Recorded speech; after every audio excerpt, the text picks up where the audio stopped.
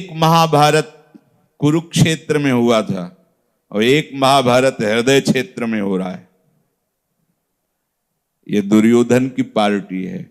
काम, क्रोध, लोभ, मोह, मद, मत्सर भगवान को सारथी बनाकर गुरु रूप से उनका वर्ण करके उनके वचनों के अनुसार हमें ये युद्ध करना ही पड़ेगा। कोई भी हो, बिना युद्ध किए अपकीर्ति होगी, पाप को प्राप्त होगा। भगवान कह रहे, स्वयं श्रीमुख से कह रहे, तथा स्वधर्मम कीर्तिम च हित्वा पापमवाप्स्यसि। यदि तू ऐसा नहीं करेगा तो तेरी कीर्ति नष्ट हो जाएगी।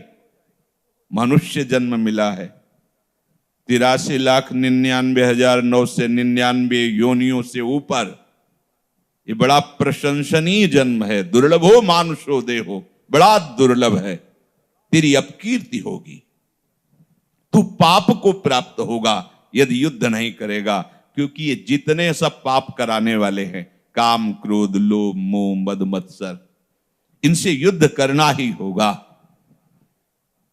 युद्ध करने के पहले समझा दिया प्रभु ने कि तुम देह नहीं हो, तुम्हारा जो स्वरूप है वो क्या है, तुम्हारा देह क्या है। कई दिनों से चर्चा सुन रहे हो।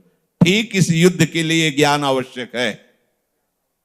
अगर इस युद्ध में आपने अपने को शरीर ही माना तो कभी विजय प्राप्त नहीं कर सकते। क्योंकि शरीराहंकार में ही काम, क्रोध, लोभ, मोह, मद, मत्सर का बस चलता है। जो शरीराभिमान रहित है उनके हृदय में इन विकारों का स्फुरण ही नहीं हो सकता है। ये अहंकार में ही स्फुरित होते हैं। शरीर से आसक्ति रहित होना, संसार से आसक्त रहित होना युद्ध की पूरी तैयारी है। परिवार, स्वजन, स्नेह, संबंधी, इंद्रियजन्य भोग, शरीर की अनुकूलता, प्रतिकूलता, मान, अपमान, सुख, दुख, लाभ, हानि, जब इनका कोई असर नहीं होता है तब इन पर विजय प्राप्त करने के लिए हमारा भरपूर आक्रमण होता है। काम, क्रोध, लोभ, मोह, मद, मत्सर, आक्रमण का अस्त्र है विवेक। विवेक के द्वारा इनको भगा दिया जाता है, इनका अस्तित्व मिटा दिया जाता है।